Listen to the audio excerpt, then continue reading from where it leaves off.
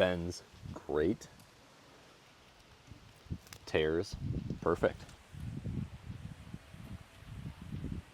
That is textbook jerky. Have you guys seen these jerky prices? They're getting out of hand. When I was in Walmart the other day, I saw what was quoted as the big bag that was only 10 ounces for $13. That's nearly $20 a pound. I thought to myself, there's no way.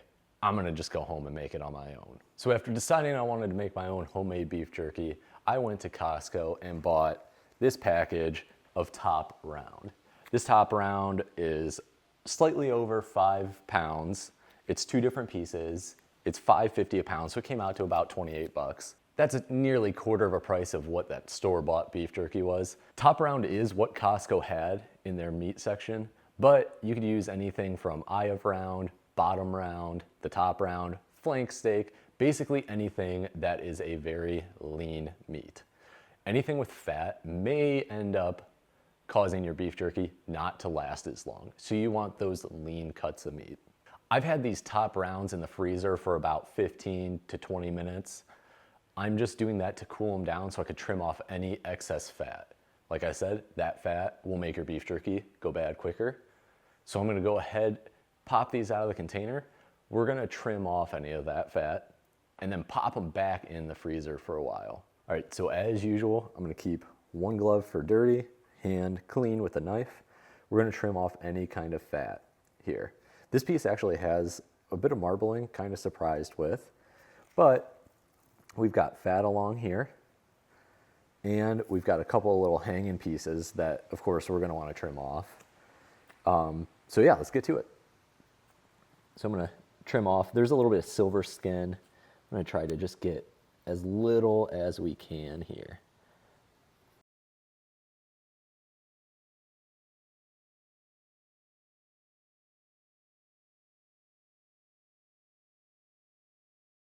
Now that we've got these 2 top rounds trimmed up and ready to go, we're gonna actually put them in the freezer for about an hour and a half to 2 hours, let that meat harden up a bit. It'll make it a lot easier when we go to slice it. We're gonna slice it on a meat slicer, but this trick will also definitely help if you're gonna slice it with a knife by hand. While we've got that top round in the freezer, let's go ahead and get the mixture for our marinade all together. So first up, we got low sodium soy sauce, a cup of it. Next, we got a cup of Worcestershire. Following those, we got a cup of brown sugar. Next, we got 2.5 tablespoons of crushed red pepper for that heat. We got 2 tablespoons of ground garlic. Next up, we got 2 tablespoons of ground pepper. This is cafe grind or 16 mesh. That'll look good on top of that beef jerky. We got a teaspoon of meat tenderizer or accent. We got a tablespoon of pink curing salt, not pink Himalayan, but actual pink curing salt. This is gonna help preserve that jerky a bit longer. Use about 1/4 teaspoon per pound. Last but not least, we got 2 teaspoons of smoked paprika. That's gonna give it a little bit of color. Next up, we just gotta mix it together real nice.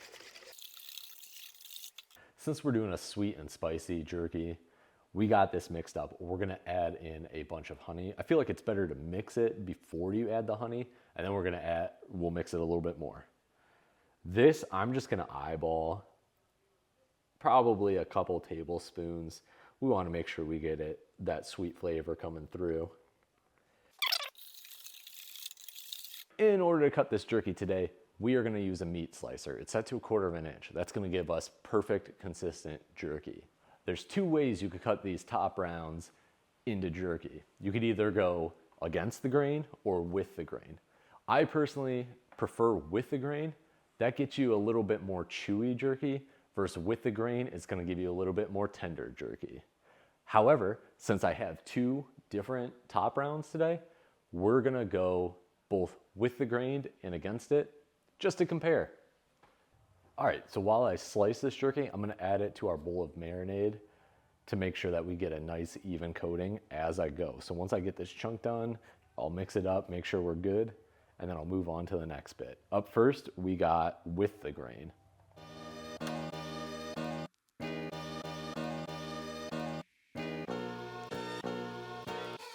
Now we're going against the grain. These cuts might be a little bit more difficult to pull off, but we'll give her an attempt.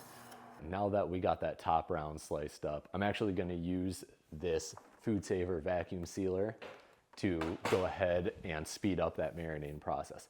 Typically, if you use Ziploc bags, any kind of air in there in a Ziploc bag is probably gonna take it around 16 to 20 hours to marinate. But using a vacuum sealer, we're gonna cut down that process to a couple hours.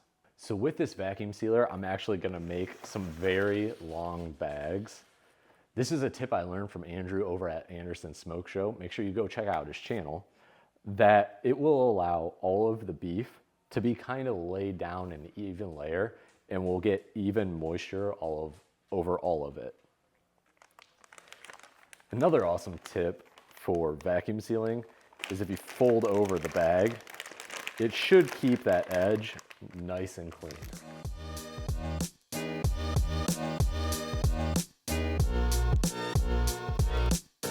Now, before we vacuum seal it, let's make sure to clean up the edges pretty good. If you have a food saver like this, make sure you go ahead and hit that button to make sure it's moist, setting, and seal.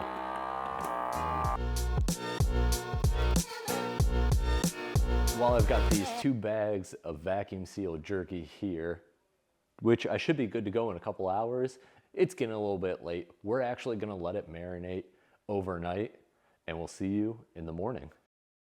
Since we've had that jerky marinating overnight, we're actually gonna pull it out of the bags now, set it on the racks, and get to smoking. But first, we're gonna turn up this Timberline XL to 160 degrees with the super smoke setting to get that extra boost of smokiness for this jerky. In order to prevent some sticking on these wire racks, we're gonna spray them with olive oil first.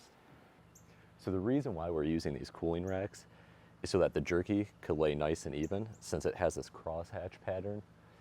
Instead of being on the grill grates where it'll have like the grooves, this just keeps it nice and flat. Now, we want these as tight as we can, except we do need to leave some gaps of air in for air to flow.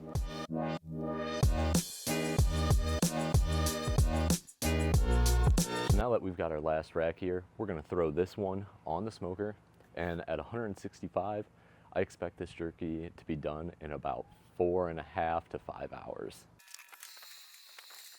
Now, while we fully expect this jerky to be done in 4.5 to 5 hours, I'm gonna come back in 2 hours. That's gonna get me the chance to see if this jerky is too smoky.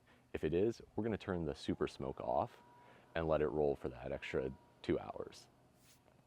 Also, we're gonna be able to see if there's any hot spots on the grill, if we have to adjust the racks at all, if we have to just rotate them, move them up, move them down. It'll give us a great idea as to how evenly this jerky is cooking. If you don't want your jerky to be so smoky, you can always pull it off of the smoker and put it in a dehydrator and finish it off that way. We're 2 hours in this beef jerky cook. We're gonna check it now for color. We're gonna check it to make sure that any pieces on like the bottom shelf are more cooked than the top shelf. And then we're gonna bend it a little bit just to see where we're at. So come on in and let's check it out. All right, our color is looking good. Even though these pieces here are very small compared to the others, they're still super tender. So we're gonna have to keep going. Up here, super bendy, no break. It's not ready yet. We are gonna move these bottom shelves up to these 2 and then these 2 down to mix it up a bit and hopefully get a little bit more even cooking. We're not there yet. So I'm expecting another 2.5 hours to 3 hours on this jerky. We'll check back a little bit later. We're 4 hours into this jerky cook. We're gonna bring you in to check out what we're checking. So we got great color, got a lot of red going on here. It's starting to dry out, you can see that. We're gonna pull up some of these pieces and actually test it using a bend.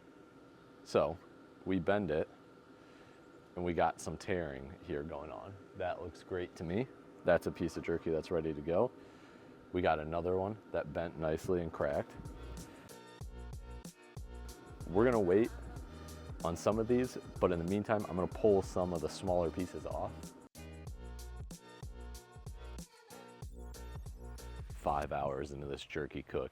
I'm gonna go ahead and remove the rest of it. I bent it, I checked it. We're gonna remove it and we're gonna let it sit for the next 30 to 45 minutes to let it tense up and cool down. We got our beef jerky cooled down for the past 45 minutes. Let's see if it still passed some tests that we talked about. Just grab a random piece in here. How about this guy? So our jerky still bends, but it breaks. We get a nice break. It can pull apart. All right, it's time to try it.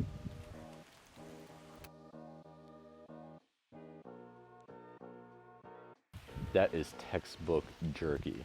It's got the chew. It's not too tough, not too hard. Awesome. That was against the grain. Let's get a little with the grain. Bends great. Tears perfect.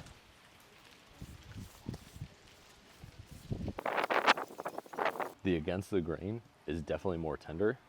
The with the grain is more chewy. Personally, I like the with the grain. It gives it that extra bit of bite. I like to work for my jerky. I want to keep it working for that jerky. Also, it makes it last a little bit longer. The flavor is great. If I had to do anything else, I would probably make it a little bit sweeter. It's hot, it's spicy. I like that. You get that sweetness up front and then heat in the back. But I think we could even it out a little bit more with some more sweetness. Our thickness, I mean, once again, that's textbook jerky. Thickness is perfect. Definitely wouldn't want to go any thicker. Any thinner, it might make it a little bit brittle.